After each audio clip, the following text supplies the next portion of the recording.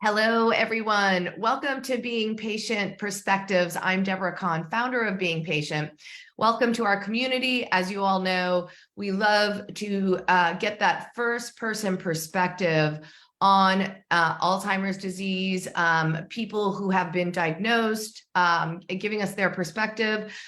In this case, we are talking to Michele Castro. She has one of the early onset hereditary markers, presenilin 1, and has a strong hereditary link to Alzheimer's in her family. Thanks so much for joining us, Michele. Thank you for having me. I appreciate it. Okay, off the bat, let's talk a little bit about your journey with finding out that hereditary link. Who in your family has had Alzheimer's disease? So there's been a multitude of family members, and I knew you were going to ask me this question. So I started jotting down because when you start thinking about, oh, wait, who else had Alzheimer's in the family? The list becomes longer and longer every time I start trying to process.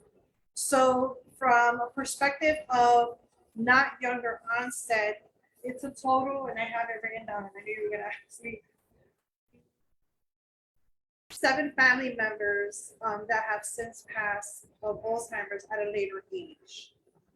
Okay, at a later age, at what point were you suspicious that there may be a hereditary link to Alzheimer's? I mean, obviously, 7 people is a lot. I don't know, whether they're immediate family or, a little bit further away. It's grandparents, both paternal, grandmother and grandfather, and then aunts on the paternal side as well. From the younger onset, it's on my mother's side, and she was exhibiting signs, which at that time we didn't even know what was going on with her. She was suffering from extreme agitation. This is someone that worked in New York City on the HUD, the Housing and Urban Development for Section 8 housing, when the South Bronx was rebuilding, and ran successfully as a manager of Section 8 housing to provide occupancy for a variety of different occupants. As time went on, we started seeing changes in her, but we didn't at all think that it was Alzheimer's because my mom was in her 40s at the time. She eventually passed at 59. We didn't know, or I didn't know, until she wound up in the nursing home, and I started reading her chart. And there it said that, she was already exhibiting Alzheimer's. They had done a spinal tap on her, and so I was able to get a copy of her results, which identified the PSEN1 marker. And the PSEN, just for our audience and people who don't know, the PSEN1 marker, there's 2, there's 1 and 2, and then there's APP, and those are the known identified early onset markers. And most people who carry those markers end up with Alzheimer's, I believe. I think there's, lifestyle factors and everything to push the kid, but it's a determinant gene. So when you found that out, Michele, that must have been really difficult for you. And did you know what that all meant back then? Not at all. So unfortunately, at that time, whenever she had an episode, she would wind up in psych. Like, we had to call 911. That's what they would take her. So I would go see her there every day until she was discharged. And that went back and forth for years. It wasn't until she was in the nursing home, as I indicated, that they identified really what was going on. And at that point, she was already in final end stage. She passed away weighing 73 pounds. Wow. Yes, and seeing her that way and seeing her deteriorate slowly and still not understanding like what's going on. Okay, so now she passes and life goes on, right? Then because of my mother, my sister-in-law, my brother's wife, my brother who's deceased, she started doing a lot of research. She's like, is all into like health, organic, all of that. So as a result of that, she and I began speaking, and she started also educating me a little bit on this is what your brother is potentially can develop. So to avoid guessing, he decided I'm just gonna bite the bullet and I'm going to get the spinal tap, which he did. My brother worked for the FDNY in New York City. He was a first responder for 9/11.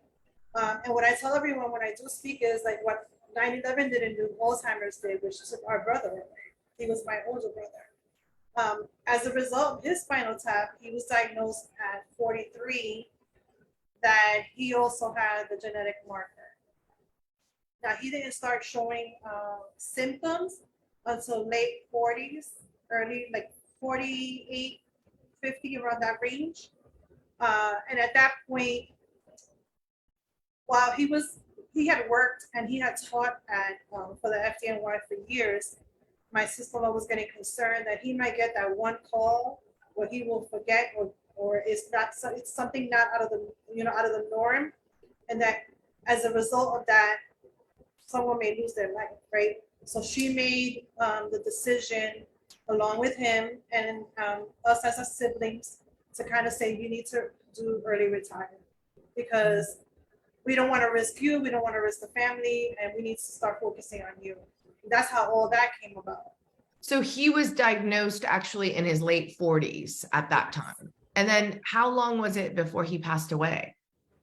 He passed away at 58. At 58. And were there, I mean, at that point, were you seeing visible signs or did you just happen to find out because you knew, you had the link? So when he had the spinal tap, he was still functional. We knew about the genetic marker. It wasn't until he went into like 52, 53 that there was some signs. And as time progressed, obviously he progressed, right? Eventually my sister had to get a home attendant. And so in the end, he advanced and he passed away from younger onset at 58. My brother's story is part of Senator Casey's proposal that went into law for younger onset. Part of my brother's story is in the parameters of why that needed to pass. So unfortunately at the time, when you're before 60, not now anymore, thankfully, you couldn't access services under the Older Americans Act. So now anyone under 60, if they are exhibiting early onset or younger onset, they will have the capability of accessing those services that are offered to more older Americans.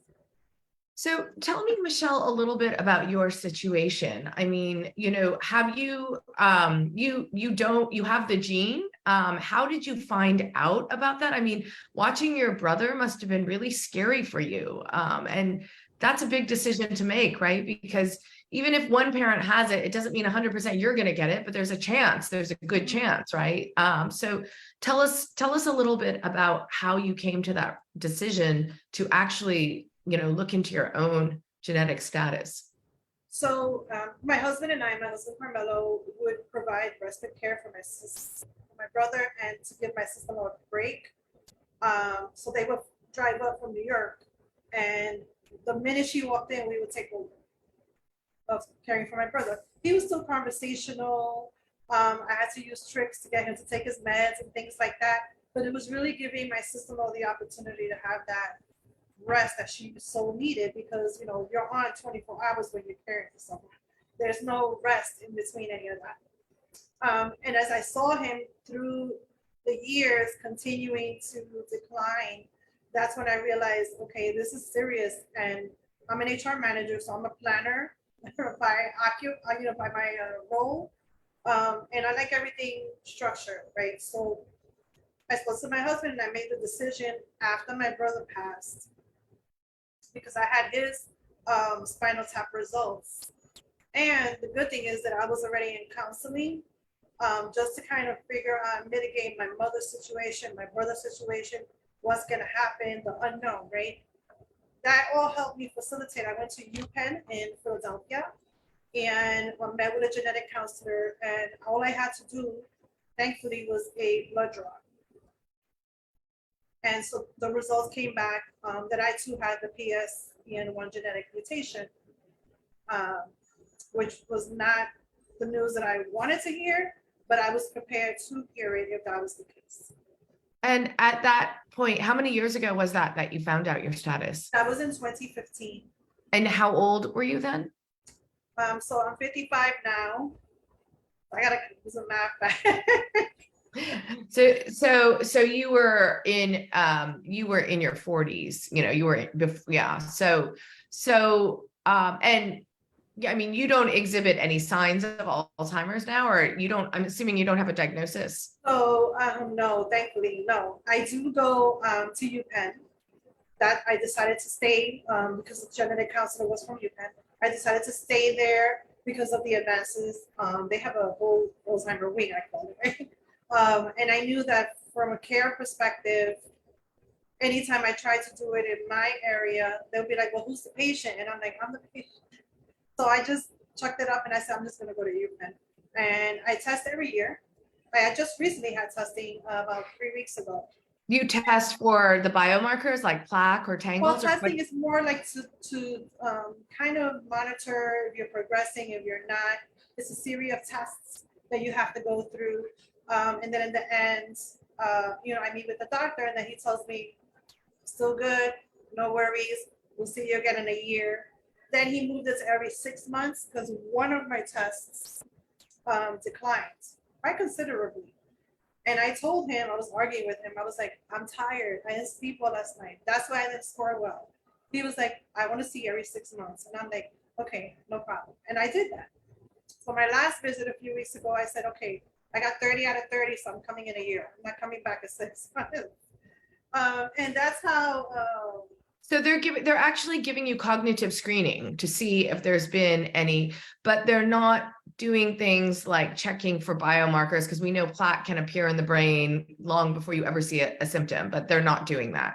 No, I've tried to get in a couple of trials, but there's a lot of people, right? And so I understand why some certain selections are not being made, and I'm okay with that.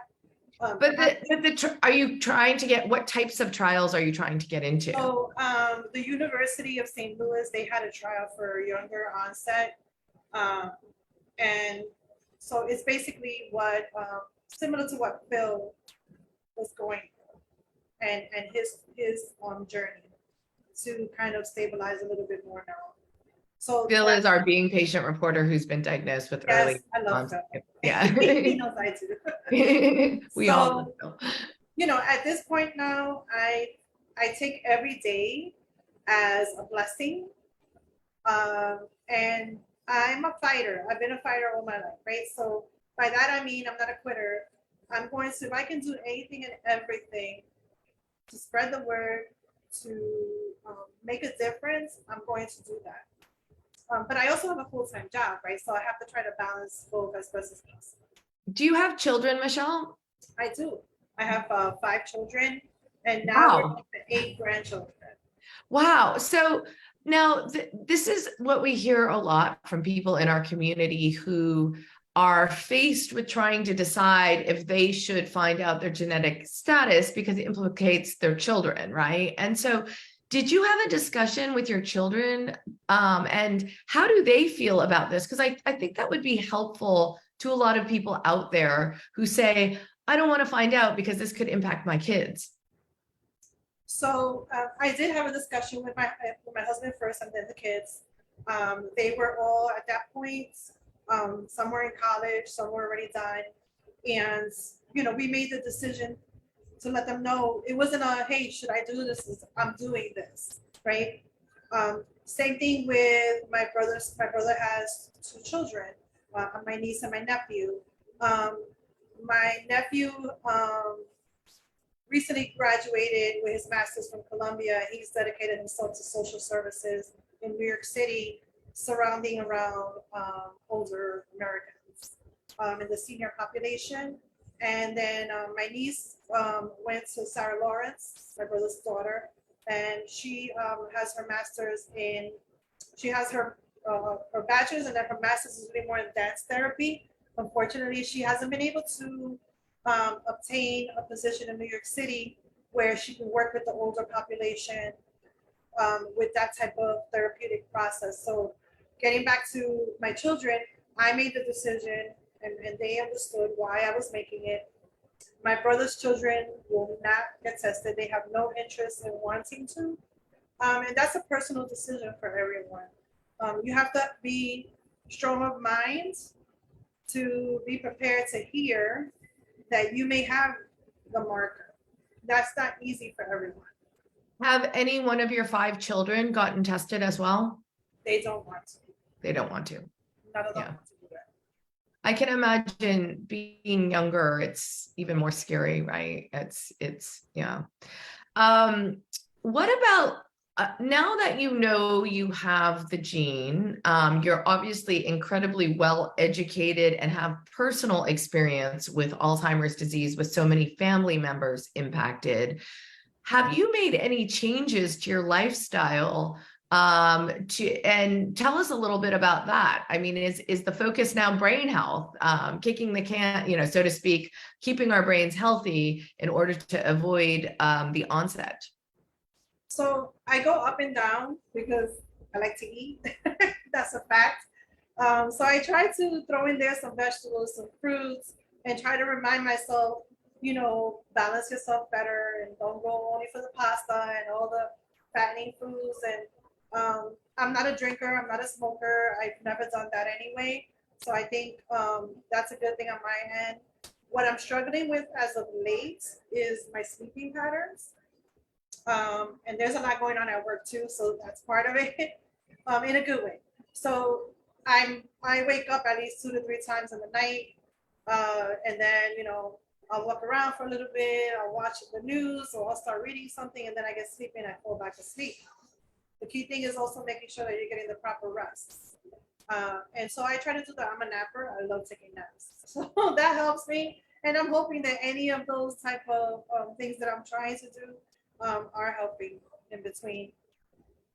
So, Michele, one of the things we hear also too from people is they're afraid to have their genetic status out there because of their work or colleagues, insurance, all of that. Take us a little bit through like what your consideration was. And obviously, I mean, you've become an advocate, which is amazing. Were you afraid to put it out there and tell the world basically that you carry this marker? So initially I was, because there's that stigma of, oh, is she gonna forget to, sign whatever.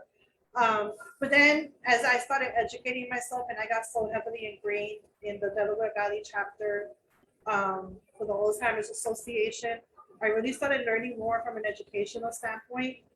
And I took the high road of, I don't care. Quite frankly, like, this is my story. I know I'm fine. And I am just going to continue as long as I can from a working perspective until one day, hopefully that won't come. But if it does, then so be it. But I do work. Again, I'm an HR manager and I've done international. And at that point, I knew that I had a genetic mutation. I serviced multiple countries for a pharmaceutical company in the past. And most of my time now takes me more to the manufacturing arena. And this is it for me. I get recruited a lot, but this is the longest I've been at a job because at this point I just want to stay put, especially with my age and things. But I'm very vocal. Sometimes I'm a little too vocal.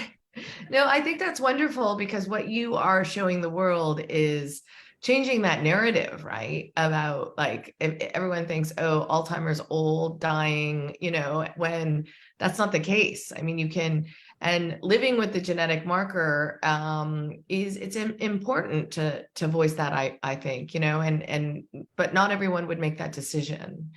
Tell us a little bit about your advocacy work, because we know Alzheimer's is a disease that needs more diversity in participation in research, and coming from the Hispanic community. Tell us a little bit about your experience in advocacy, really trying to change the narrative for populations of color?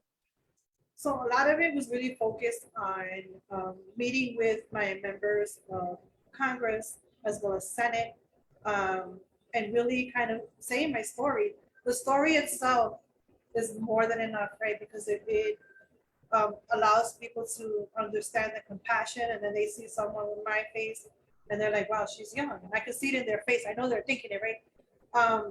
And in the end, if that collaboration has worked well.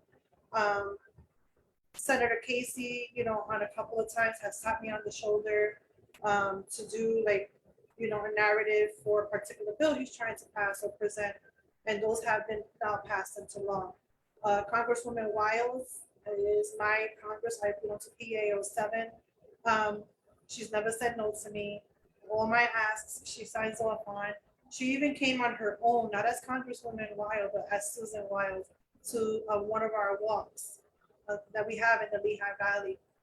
So those relationships I take to heart, because not every person who's in public office really does what they say they're going to do. And I can speak to both of those individuals that both of them have been there for me 150%, understanding why that's important in the Hispanic community, the African American community, American Indian, because unfortunately that we're the larger group that gets younger onset. And I will continue to do that until I can't anymore. My company, we just went through a huge acquisition. So this last year from January, I took a break. I said I need a 1-year hiatus. I kind of wrote like a resignation letter. That's what it sounded like from the Delaware Valley chapter. But I love them, all of them. And so they all gave me like this so much encouragement. I had two amazing young ladies under me. One is Anastasia Canal, and she just recently graduated as a doctor, Anastasia Canal, and she lost her maternal and her paternal grandmother to Alzheimer's. And Holly Zimba, who's actually lives in my neighborhood, she was also under advocating, and now she's like participating in the walk. She's really out there. Unfortunately, her mother passed within the last year from Alzheimer's as well. So it takes a village, right? I'm taking this break right now until the end of December, so I'll be back with a vengeance. Especially because I promised everyone at the 2022 annual event through AIM that I will continue to fight until the day I can't anymore. And I will live up to those words. Amazing. And what you just pointed out with your colleagues is it's hard to find people who aren't impacted by this disease. It's so widespread. Tell us a little bit about some of the cultural barriers within, Latino Hispanic populations with Alzheimer's. Like, what are you up against? I think from a family perspective, and not necessarily my family, but I'll speak to my culture.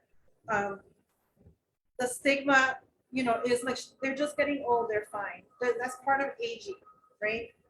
And so now I'm like, no, it's not, right? You have to like really take care of this before it continues to progress and get the services that you're going to need. And it's really more about educating families to say, yes, they're getting older, but they possibly can have Alzheimer's, and there's services that you can be getting. There's processes, treatments, things like that. And that's like kind of the stigma. The other thing is, from the younger onset perspective, you hit the nail on the head, right? Which is, well, I don't want nobody ever to know that I may be possibly, someone with a genetic marker that eventually I can, lose my memory. So it's all of that, and I encounter it even now still, like when I go to appointments and they always ask like, who's the patient, and I'm like, I am the patient. Those type of things, within our community, a lot of people don't want to get tested. The Hispanic community is very loving, caring, but they can also be very private. Like we don't want people to know our business, you know. It's a difference. And I'm not gonna bundle everybody into that circle, but you know, the older generation, that's kind of the mindset. Like I know that when my aunt, who was a second mom to me when she passed, um, she took a lot of secrets to the grave with her. Or we'll ask my aunt questions like about her parents who had both of them, the paternal on the paternal side, and she's like, "You don't need to know about that. It's fine." And then she keeps walking. This is those type of things that through education and just being open to understand and explore that this is a debilitating disease, you really need to like pay attention and understand that we're trying to help you. Um, I don't know how to change that. All I can do is continue to talk about it. Michelle, I'm just wondering, would you want to know if you have the presence of plaque or tangles in your brain? Would you I want to? would. I would. I've never had the opportunity to check. No one has asked yet. So, but I would like to know because that I mean, because if you think now that the monoclonal antibodies are coming out, you know, I would think someone like you would be, I mean, I don't know the risk associated with the early onset markers. We know there's a higher risk if you have the ApoE4. Were you tested for ApoE4 as well? no, just the PS1, PSEN1, because we already knew with the results of my mother and brother what mutation we were looking for. Yeah, yeah. So, yeah, I was just curious if that had occurred to you now that there's drugs that are approved to, you know, to target plaque. I was wondering if that was a consideration for you. So I speak to you know, my neurologist. We talk a lot. I think I drive him a little crazy. So when I'm getting tested, my husband's speaking to him. That's the process, right? So they speak separately. I'm doing my testing, and then he'll bring me, and he'll always ask, "How you think you did?" And I'm like, "Just tell me how I did." Like, you know, it's like our annual thing since 2015. So he's, you know, I get on him a lot, right? And I'm like, "I'm your perfect candidate. Like, come on. Like, what's going on? Why isn't anybody calling me?" He gets a little frustrated sometimes, right? He's like, "You gotta just keep trying." And he uses his resources as best as he can. Sometimes Wait, someone, is it because do you mean he doesn't have access? Like you're asking about the drugs and he doesn't, or what? no, he has access in the sense of he knows who to point me towards. Some sessions are already full. They already have enough participants. They have me on a waiting list. I'm not sure it's because those individuals have already began to advance and I'm still dormant. But in my mind, right, my process is, well, wouldn't you want someone that's dormant? Right, Follow that person. right. So You that, can't reverse memory loss, right. but you can, you know, you could kick the can down the road hypothetically, you know, if with Right. these drugs. So, So I would um, be trying, you know, I drive him crazy. I do.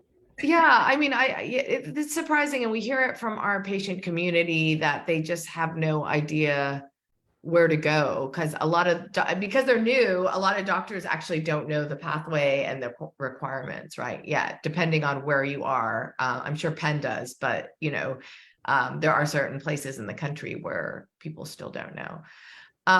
So I want to get a little bit back to your advocacy because I think what you're doing is incredibly brave and important. And it looks like you're focused on government. Is that right? Like lobbying Congress and you're Sure. So yeah, tell us. any act or bill or anything that, you know, it could be one of my fellow advocates area or region.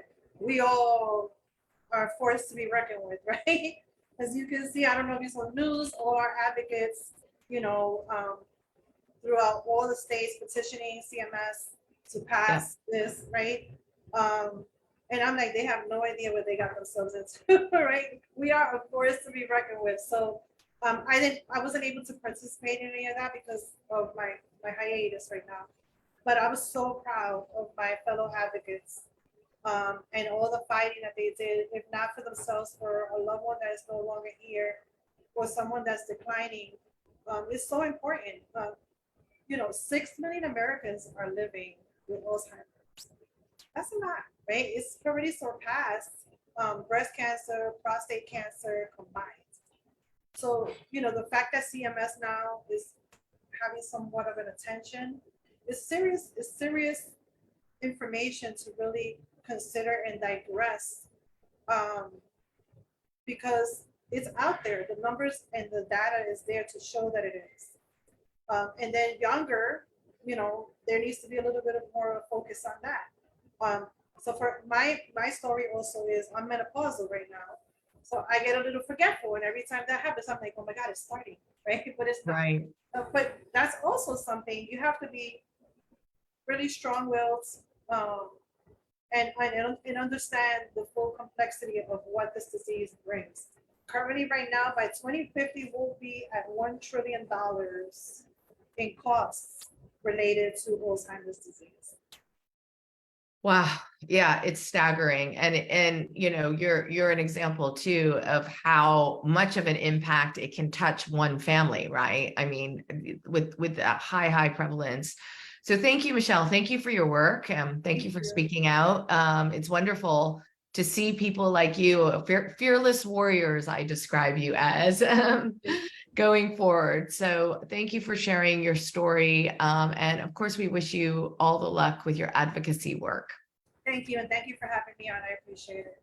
So, and if any of you missed part of this interview, go to beingpatient.com. Don't forget to sign up for our newsletter, because that's where we tell you about people like Michele joining us. So thanks everyone for watching. We'll see you next time.